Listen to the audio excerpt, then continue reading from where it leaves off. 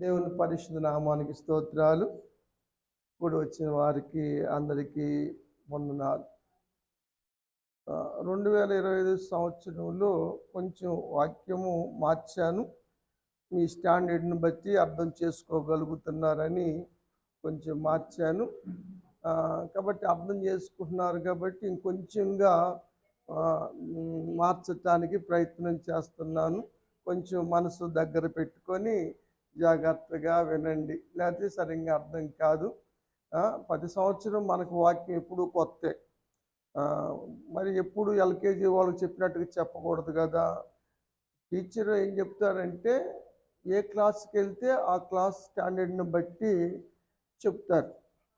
అదేవిధంగా ఇప్పుడు విశ్వాసులు ఉన్న స్టాండర్డ్ని బట్టి కొంచెం వాక్యాన్ని మారుద్దామని అర్థం చేసుకోగలుగుతున్నారని అనుకుంటా ఉన్నాను. ఏది నీడ ఏది నిజము అన్న అంశాన్ని ఈరోజు వాక్యం ద్వారా ధ్యానం చేయబోతా ఉన్నాం. ముందుగా ఒక మాట నేను చెప్తాను. కీర్తన 40 అధ్యాయము 6వ వచనంలో బలులు నైవేద్యములు దేవుడు కోరటము లేదు. అర్థమైందా మీకు? బలులు నైవేద్యములు కోరటము లేదు. ఇక వాక్య భాగాన్ని యేసు ప్రభువారు ఎత్తి శాస్త్రులు పరిసయ్యులకు చెప్పారు. మత్తయి సువార్త 9వ అధ్యాయము 13వ వచనంలో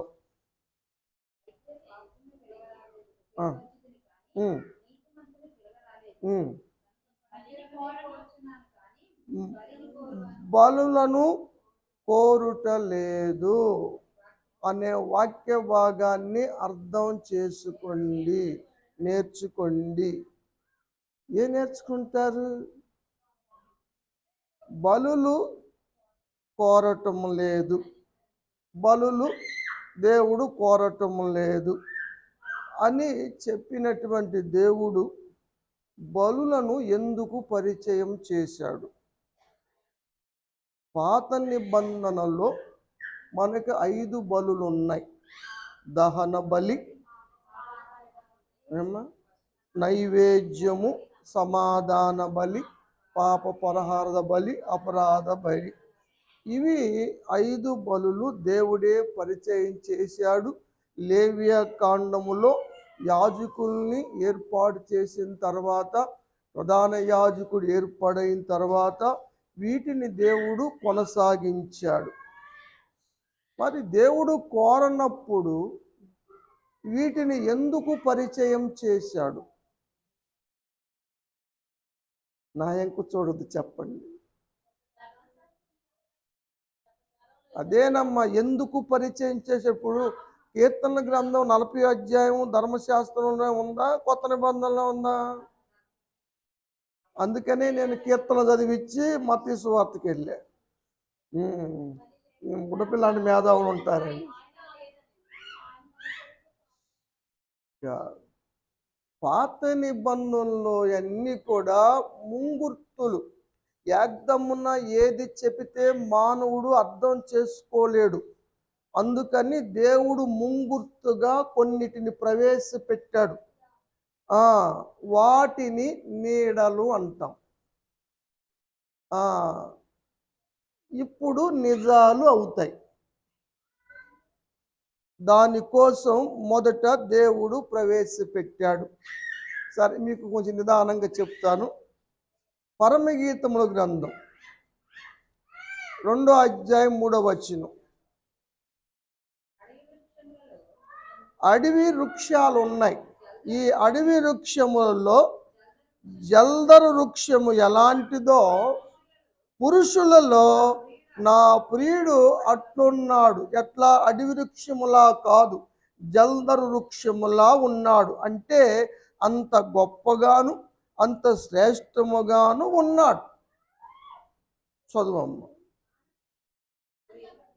అందును బట్టి నేను ఆనందభరితనై అతని నీడను కూర్చుంటిని. అతని ఫలము నా జిహ్వకు మధురము. ఇక్కడ ఫలం ఏంటి? ఆ నీడేంటి అన్న విషయం మీరు చెప్పాలి. ఇక్కడ ఆమె ఏమంది? అతని నీడన నేను కూర్చుందును, అతని నీడను కూర్చుందును అని చెబుతా ఉంది. ఇక్కడ సంఘము ఎవరి నీడన? ప్రియుని నీడన. ప్రియుడెవరు అంటే ఇప్పుడు యేసు ప్రభువారి నీడన. ఆయన అడవిలో పెరిగి వాడిపోయి ఎండిపోయి వృక్షము లాంటి వాడు కాదు. ఆయన జీవవృక్షము, జల్దరు వృక్షము. జల్దరు పండు ఎంత శ్రేష్టమైందో ఆయన నుంచి వచ్చే ఫలము అంత శ్రేష్టమైంది, అంత మధురమైంది అని చెబుతా ఉన్నాడు. సంఘము చెబుతా ఉంది. ఇది క్రీస్తును గురించి చెప్పబడిన మాటే.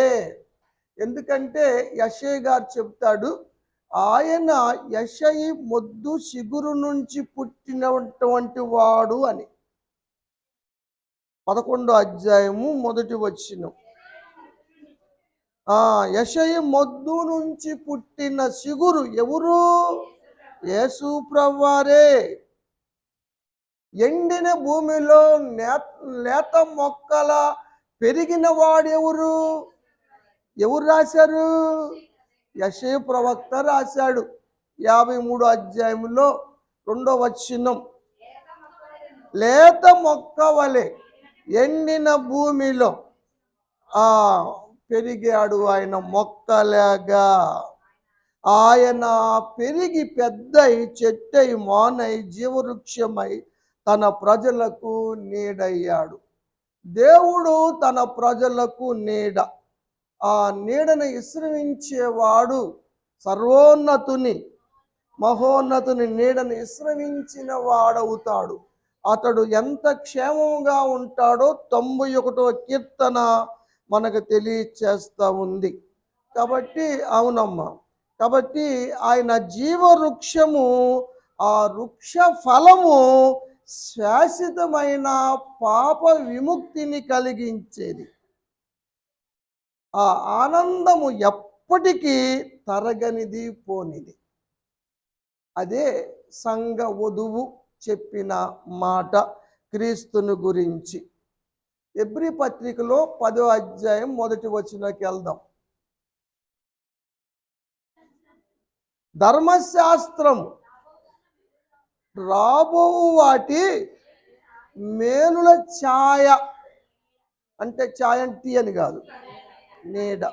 పాత నిబంధన నీడ. దేనికి నీడ? రాబోయే వాటికి నీడ. ఏంటది? పాత నిబంధన. పాత నిబంధన అనేది రాబో వాటికి నీడ, నిజం కాదు, నిజ స్వరూపము కాదు. పాత నిబంధన నిజం కాదు. పాత నిబంధన నీడే. చదువమ్మా. కానీ నిజ స్వరూపము కాదు. అందుకని యాజకులు బలులు అర్పణలు చేసుకొచ్చారు. అది నీడే, నిజము కాదు. రాబో వాటికి ముంగుర్తుగా దేవుడు పరిచయం చేసినటువంటివి. అలా పరిచయం చేసినటువంటి నీడలు ఏమిటి, నిజాలేమిటి అన్న అంశాన్ని ఈరోజు మనం ధ్యానం చేయబోతున్నాం. కొంచెం మనసు దగ్గర పెడితేనే అర్థమవుతుంది. కొలస్సయి పత్రిక, కొలస్సయులకు అపోస్తలుడైన పౌలు గారు రాసినటువంటి పత్రిక, 2వ అధ్యాయము 17వ వచనం. ఇవి ఒకసారి మెల్లి చదవండి. ఇవి అంటే ఏవి? ఇవి ఏంటో తర్వాత చెప్తాను నేను. ఇవి ఏమిటంట? రాబో వాటి ఛాయే, అంటే నేడే గాని నిజము కాదు. మరి నిజమేంటి? క్రీస్తు. నిజము క్రీస్తు. ఇవన్నీ నీడలు, క్రీస్తుకు ముంగుర్తులు, క్రీస్తు నీడలు అవి. పాత నిబంధన అంతా క్రీస్తుకు నీడయ్యుంది, కొత్త నిబంధన నిజమయ్యుంది. నీడ నిజము అన్నవి. ఇవి అన్న వాటిలో కొన్ని నేను మీకు చెప్పటానికి టయాన్ని బట్టి ప్రయత్నం చేస్తాను. పాత నిబంధనలో మన్నా అన్నది విన్నారా మీరు? మన్నా అన్నది కూడా నీడే, నిజము కాదు. అది క్రీస్తుకు ముంగుర్తు. ఆ విషయాన్ని మీకు నేను చెబుతాను. ఏమ్మా, సంఖ్యాకాండము 11వ అధ్యాయము 9వ వచనం. మంచుతో పాటు మంచుతో పాటు మన్నా కురిసింది. మన్నా ఎలా వచ్చింది భూమి మీదకి? ఎలా వచ్చింది? మంచుతో పాటు భూమి మీదకి వచ్చింది. అలాగానే క్రీస్తు కూడా, మంచు అంటే ఏంటి? పరిశుద్ధాత్మ దేవుడు. కాబట్టి పరిశుద్ధాత్మ ద్వారా యేసు ప్రభువారు కూడా కన్య గర్భంలోకి వచ్చాడు. అది మన్నా. ఈ మన్నాను ఎలా తింటారు? ఏమ్మా, కొంచెం పైన 7వ వచనం చదవండి. 8 చదువు. కూర్చుకొని రోట్లో దంచి పెనం మీద రొట్టెను చేసి పెనం మీద కాల్చి దాన్ని భుజిస్తారు. మన్నాను భుజించటం ఎలాగయ్యా అంటే దంచటం, అంటే నలగగొట్టబడటం. అది క్రీస్తు శరీరము నలగొట్టబడటం. అప్పుడు అది రొట్టెగా మార్చబడటం. నా ఎముకలను అగ్ని పరణము నుండి అగ్నితో నన్ను కాలుస్తున్నావు అన్నాడు ప్రవచనములో. కాబట్టి ఆయన కాల్చబడ్డ రొట్టె. కాబట్టి క్రీస్తుకు ముంగుర్తే మన్నా కూడా. ఏమన్నా అర్థమైందంటారా? ఏమ్మా, యెషయా గ్రంథం 53వ అధ్యాయం 5వ వచనం. యేసు ప్రభువారు గాయపరచబడ్డాడు, నలగొట్టబడ్డాడు. ఎట్టా? మన్నా ఏ విధంగా దంచబడిందో, నలగొట్టబడిందో, తిరగలు తిప్పినా నలిగిద్ది, రోట్లో వేసి దంచినా నలిగిద్ది. ఆ విధంగా ఆయన కూడా నలగొట్టబడి ఆయన మనకి ఆహారం అయ్యాడు, రొట్టెయ్యాడు. మన్నా ఆకాశము నుండి, పరలోకము నుండి కురిసినటువంటి ఆహారము మన్నా. యేసు ప్రభువారు ఆయన కూడా పరలోకము నుండి వచ్చినటువంటి ఆహారమే యేసు ప్రభువారు. సాదృశ్యం, పోలిక అర్థం అవుతుందా మీకు? యోహాను సువార్త 6వ అధ్యాయం 31వ వచనం. భుజించుటకు ఎవరికి? ఇజ్రాయేలు ప్రజలకు ఆకాశము నుండి పితరులు అరణ్యములో మన్నాను భుజించారు. అది ఆకాశము నుండి వచ్చిన ఆహారం, ఆకాశ ధాన్యము, దేవదూతలు తినే ఆహారము. అది కురిసింది మంచు వల్ల, పరిశుద్ధాత్మ వలన వచ్చింది. అలాగనే 32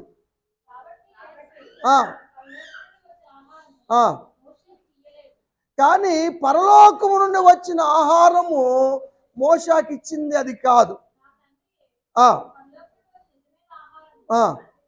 మీకు ఇచ్చాడు. కొత్త నిబంధన భక్తులకి ఇచ్చాడు దేవుడు. ఏ ఆహారం? పరలోకపు ఆహారాన్ని మోషేకి ఇవ్వాల, ఆకాశ ధాన్యాన్ని ఇచ్చాడు. పరలోకము నుండి వచ్చేటువంటి ఆహారాన్ని దేవుడు మనకి ఇచ్చాడు. అది నీడ, ఇది నిజం. చదువమ్మ. ఇదే నిజమైన ఆహారము, పరలోకము నుండి దిగి వచ్చిన జీవమునిచ్చినటువంటి దేవుడు అనుగ్రహించే జీవాహారము. ఎవరు? యేసు ప్రభువారే. యేసు ప్రభువారే. 49 చదవండి. పితరుల అరణ్యములో మన్నాను తిన్నా చనిపోయారు, పితరులు బలులిచ్చినా చనిపోయారు, ఏటాటా బలులిచ్చినా పాపాలు వస్తానే ఉన్నాయి, పాపాలు క్షమించబడలేదు, ఏటాడు చేస్తున్నా. కానీ ఇప్పుడు వచ్చినటువంటి ఆహారం ఉందే, పాపాలన్నీ క్షమించబడుతున్నాయి, నిత్య జీవం ఇవ్వటానికి వచ్చినటువంటి ఆహారం.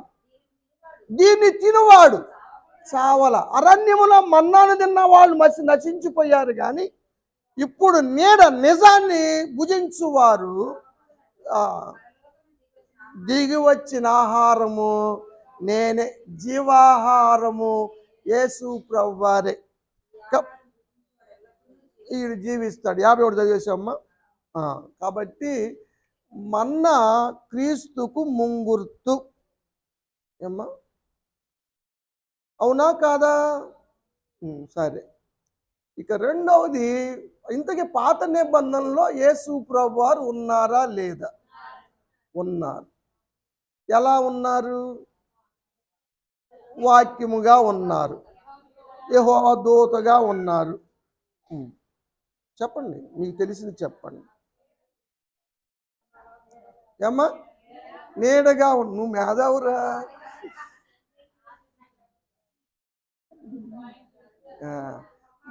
మన్నాగా ఉన్నాడు. రెండవది బండగా ఉన్నాడు. రెండవది బండ.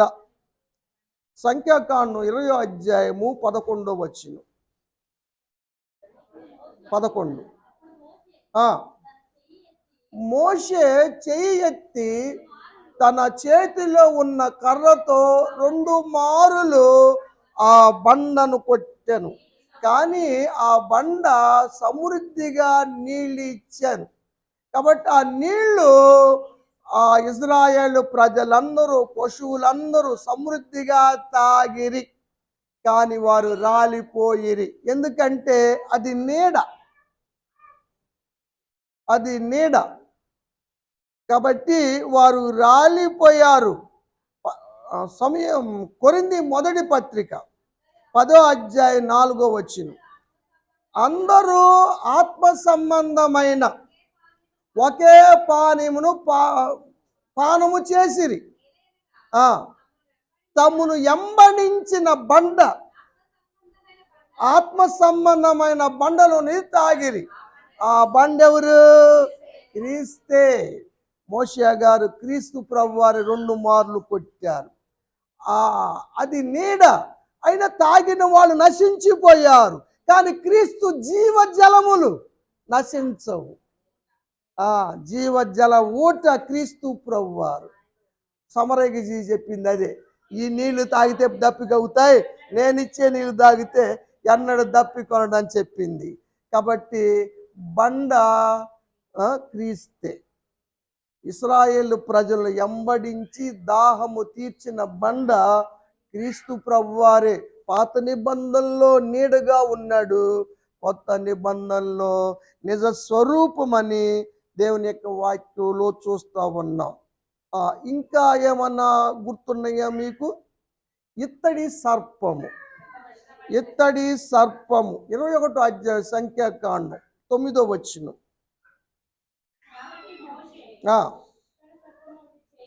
మోషే గారు దేవుడు చెప్పినట్లుగా ఇత్తడి సర్పము చేయించి స్తంభం మీద పెట్టి దాన్ని పైకెత్తించాడు.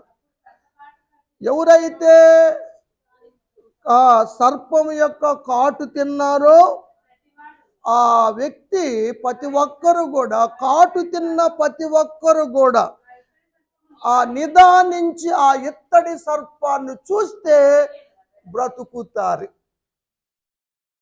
అలా తాపకర సర్పముల చేత కాటు తిన్న వారందరూ కూడా ఇత్తడి సర్పాన్ని చూసి బతికారు. ఆ ఎత్తబడిన ఇత్తడి సర్పము క్రీస్తుకు సాదృశ్యము, ముంగుర్తుగా ఉంది. ఇత్తడంటే తీర్పు. అంటే తెలియక ఇజ్రాయేలు ప్రజలు కొన్నాళ్ళు పాటు దాన్ని ఆరాధించారు, పూజించారు. తెలియలే వాళ్ళకి. తర్వాత దాన్ని పాడు చేసేసారు, పొడి చేసేసారు, తీసేసారు. యోహాను రాసిన సువార్తలో 3వ అధ్యాయం 14వ వచనం.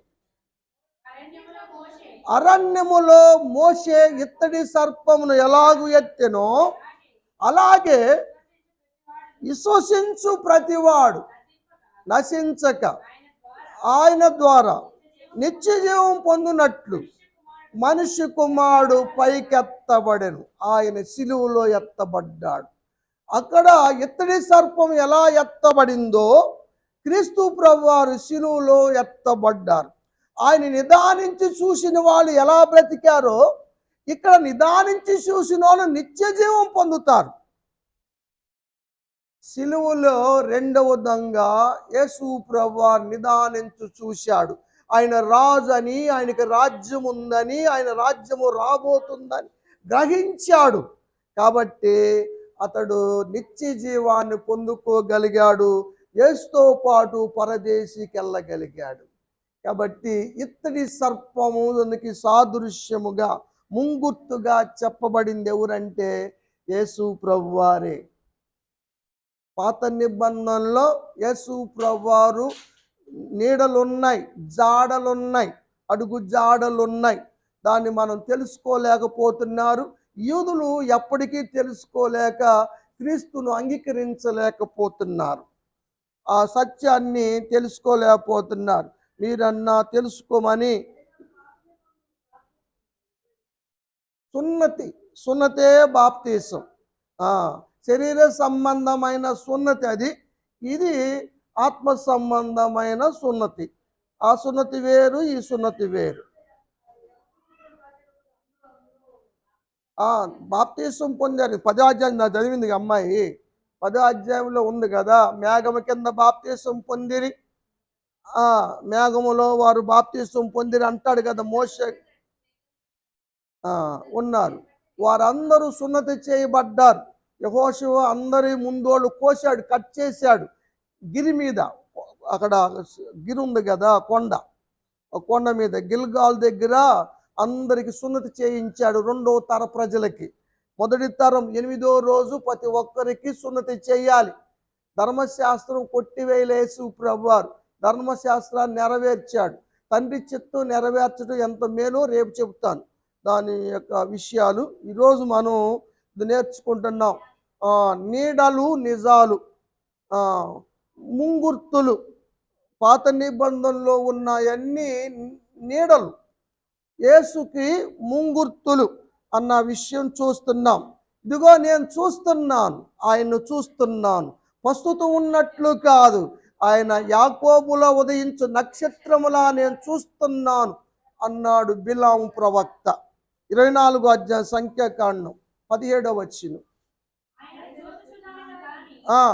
ప్రస్తుతం ఉన్నట్లు కాదు, సమీపమునున్నట్లు కాదు. నక్షత్రము నీడ, నిజము యేసు ప్రభువారు కదా. యూదుల మరణము తప్పించి బ్రతికించిన నక్షత్రం ఎస్తేరైతే, సర్వమానవాళిని మరణము తప్పించి బ్రతికించే నక్షత్రం యేసు ప్రభువారే. నీ స్టారుని మార్చగల స్టార్, ఆల్మైటీ స్టార్ యేసు ప్రభువారే. యేసు ప్రభువారు నక్షత్రం అంటే మీరు అంగీకరిస్తారా? వాళ్ళు వచ్చి జ్ఞానులు వచ్చేమన్నారు, మేము యూదుల రాజుగా పుట్టినవాడు ఎక్కడున్నాడు, మేము ఆయన నక్షత్రము చూసి వచ్చామన్నారు, కానీ ఆయనే నక్షత్రం అనలేదుగా.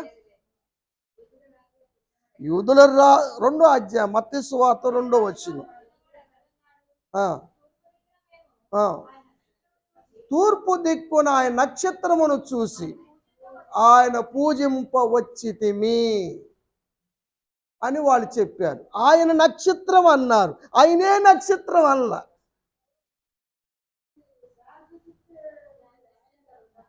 ఇంతకి క్రీస్తు నక్షత్రమా కాదా? యాకోబులో ఉదయిస్తాడు అని బిలాము చెప్పాడు.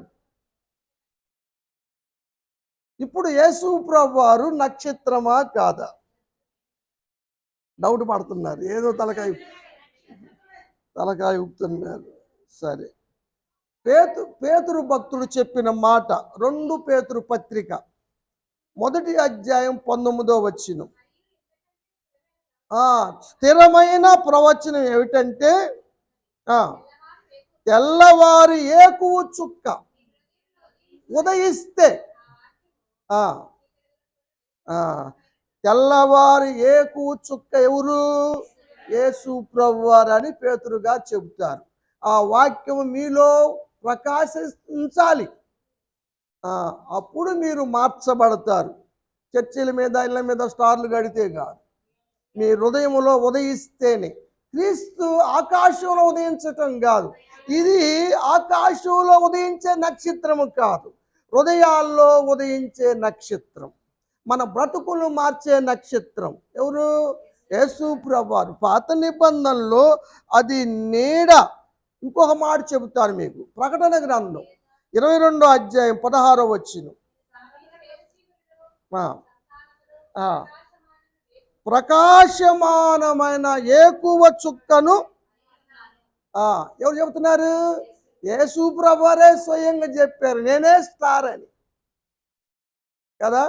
నేనే సిగురు, దావీదు వేరు సిగురుని నేనే, వేరు సంతానము నేనే, ఏకువ చుక్కను నేనే అని ప్రకటన గ్రంథం ముగింపులో యేసు ప్రభువారు చెప్పారు.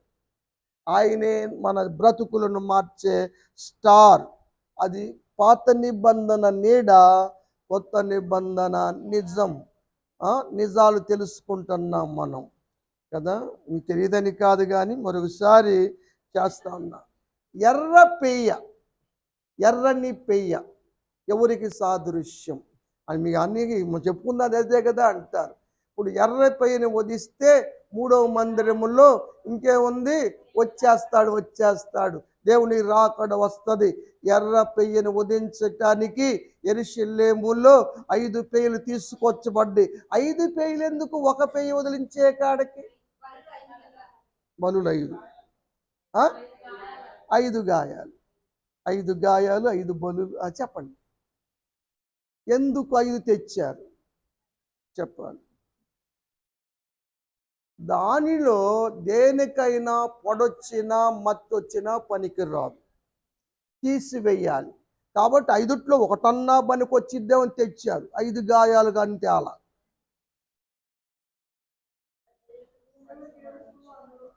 అష్టాలు ఏమి లేవు. ఎర్ర పెయ్యని, ఎలాంటి పెయ్యని వధించాలి? మచ్చ. యేసయ్యలో మచ్చ ఉందా? డాగుందా? నిష్కలంకుడు, మచ్చలేనివాడు. కాబట్టి మచ్చలేని ఎర్ర పెయ్యను వధించాలి. ఈ 5ట్లో 5 వచ్చినా కూడా తీసేస్తారు, దేనికి వచ్చినా తీసేస్తారు. అది బలికి అర్పణకు పనికి రాదు. సరే, సంఖ్యాకాండం చూడండి 19వ అధ్యాయము 2వ వచనం.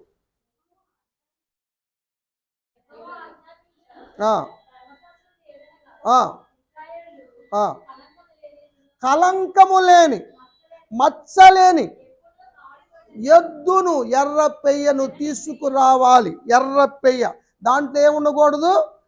మచ్చ ఉండకూడదు. ఒకటే తెచ్చి లింగు అంటే ఒకటి తెచ్చారనుకో, మచ్చ వచ్చిందనుకో, ప్రోగ్రాం అంతా ఆగిపోయింది. అందుకని 5 తెచ్చారు. ఏదన్నా ఒక 4 వచ్చినా పర్లేదు, ఒక దానికి రాకుంటే చాలు, దాన్ని చెల్లించాలని వాడు కొనుక్కు రావటానికి కారణం అది. దాన్ని ఎక్కడ చేయాలి? చదువమ్మా.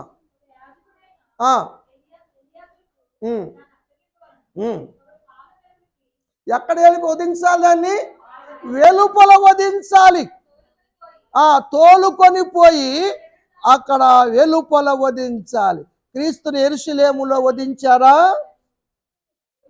ఎందుకంటే ఆయన ఎర్రని పెయ్యకు సాదృశ్యం, బలి అర్పణకు సాదృశ్యం. కాబట్టి యెరూషలేము వెలుపల, అవును, గొల్గొతా పర్వతం మీద ఆయన్ని వధించారు. ఇవన్నీ 9వ అధ్యాయం హెబ్రీ పత్రికలో ఒక మాట చదువుదాం, 23వ వచనం.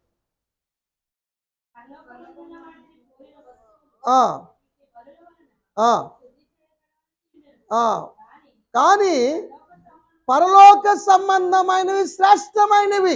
పాత నిబంధన శ్రేష్టమైంది కాదు, కొత్త నిబంధన శ్రేష్టమైంది.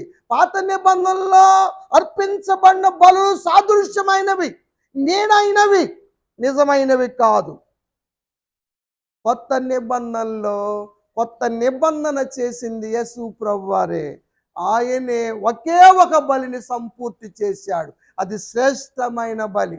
పాత నిబంధనలో బలులు ప్రతి సంవత్సరం ఇవ్వాల్సి ఉంటుంది.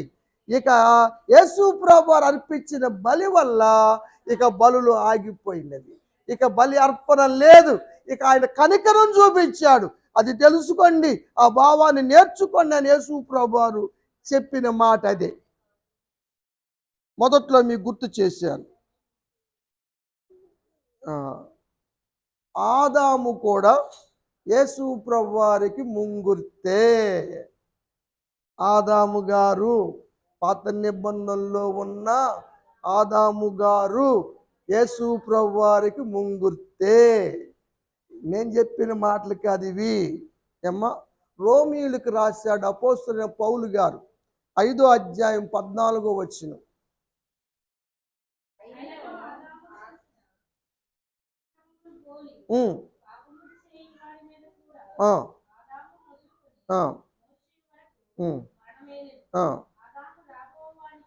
ఆదాము రాబోవానికి ముంగుర్తై ఉన్నాడు.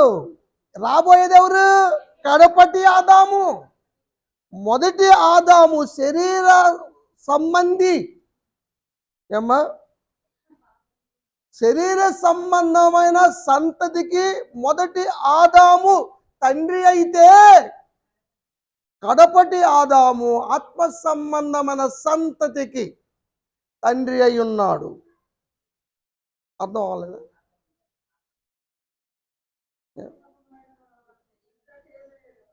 అవునమ్మా. అందుకనే యేసు ప్రభువారి పేరు కడపటి ఆదాము. 2వ ఆదాము 3వ ఆదాము లేరు. ఇక అది కాబట్టి ఆదాము రాబోవు కడపటి ఆదాముకి ముంగుర్తు, చూచిన నీడ, ఆదాము నీడ నిజం యేసు ప్రభువారు. ఏమ్మా, కొరింథీ మొదటి పత్రిక 15వ అధ్యాయము 45వ వచనం. ఆదాము జీవించు ప్రాణి, ఆదామును బట్టి అందరూ జీవించు ప్రాణి అని రాయబడి ఉంది. అయితే కడపటి ఆదాము జీవింపచేయు ఆత్మ, ప్రాణి కాదు ఇక్కడ. కడపటి ఆదాము జీవింప చేసేవాడు. డిఫరెన్స్ ఉంది కదా. కాబట్టి ఆయన ఆదాముకి ముంగుర్తు యేసు ప్రభువారు. టైం అయింది, ఈ ఒకటి చెప్పి ముగిస్తా. పస్కా పశువు నీడ, గొర్రె పిల్ల రక్తం వధించి మీరు పస్కా పాటించాలి. మీ గృహాల మీద రక్తాన్ని నిలువు కమ్మీల మీద, అడ్డ కమ్మీల మీద పోక్షించాలి. ఇది యెహోవాకు మీరు అర్పించవలసిన పస్కా బలి అని దేవుడు మోషేకు చెప్పాడు. నిర్గమాకాండం 12వ అధ్యాయము 27వ వచనం చదవండి, అంత అవసరంలా. ఇది యెహోవాకు పస్కా బలి. ఏది? గొర్రెను వధించి దాని రక్తాన్ని గృహాల మీద రాయటము దేవునికి అర్పించే పస్కా బలి. ఈ పస్కా బలి నీడ, ఆ పస్కా బలి లేని ఇంట మరణ ఘోష కదా. ఇజ్రాయేలు ఇంట్లో సంహారకుడు దాటిపోయాడు పస్కా రక్తాన్ని బట్టి. క్రీస్తు మనకి పస్కా పశువు. ఇశ్రాయేలుకి పస్కా పశువు గొర్రె పిల్ల, కానీ మనకు క్రీస్తే పస్కా పశువు. కొరింథీ మొదటి పత్రిక 5వ అధ్యాయం 7వ వచనం.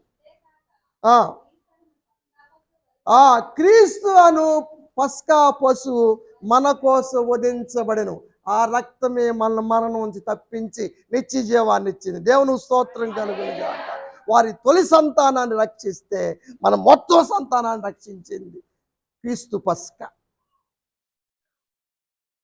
కాబట్టి పాత నిబంధనలో అన్ని ముంగుర్తులు, నీడలు, నిజాలు కావు. మనం అర్థం చేసుకుంటానికి దేవుడు ప్రవేశపెట్టిన పద్ధతులు అవి, దృష్టాంతాలుగా ఉంచబడ్డవి. నిజము ఇప్పుడు దేవుడు నెరవేర్చుకుంటూ వచ్చాడు అని క్రీస్తే. మీరు అండర్లైన్ చేసుకోవాల్సిన ఒక వాక్యం చెబుతాను. యోహాను సువార్త 20వ అధ్యాయం 31వ వచనం. అందరూ అండర్లైన్ చేసుకోండి. దీని మీదే వాక్యం ఆధారపడి ఉంది. యేసు ప్రభువారు దేవుడని, దేవుని కుమారుడని అందరూ నమ్మునట్లు, నమ్మి ఆయన నామందు నిత్య జీవం పొందాలని ఇవన్నీ రాయబడి. మెయిన్ కాజ్ ఇదే. ఇవన్నీ రాయబడటానికి ఏది రాసినా దేనికోసం అంటే మనం క్రీస్తుని నమ్మి నిత్య జీవం చేపట్టాలని. దానికోసమే దేవుడు ఎంతగా ప్రణాళిక చేసుకుంటూ వచ్చాడు. ప్రతిదీ కూడా దేవుడు ప్రణాళిక రూపంగా చేసుకుంటూ వచ్చాడు. యాగ్దమును మనకు అర్థం కాదని ఆ విధానాలు ఏర్పరచుకుంటూ, దేనికోసం ఇక పాపం చేసావా అర్పణ అర్పించాలయ్యా, నీ దోషం పోవాలి, నీ కీడులు పోవాలి అని చేపించుకుంటూ వచ్చాడు. ఆయనే సమస్త దోషాలు తీసేసాడు వచ్చి ఒక్కసారి. అది క్రీస్తు చేసిన గొప్ప బలియాగం. కాబట్టి నిజము క్రీస్తే. దేవునికి మహిమ కలుగును గాక. అర్థమైందంటారేమన్నా? Very good. దేవుడి మాట దీవించును గాక.